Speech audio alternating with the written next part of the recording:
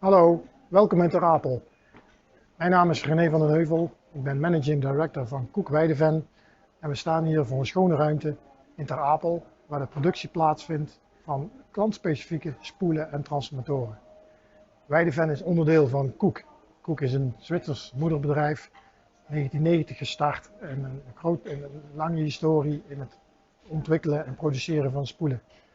Weideven maakt sinds 2018 daarvan deel uit.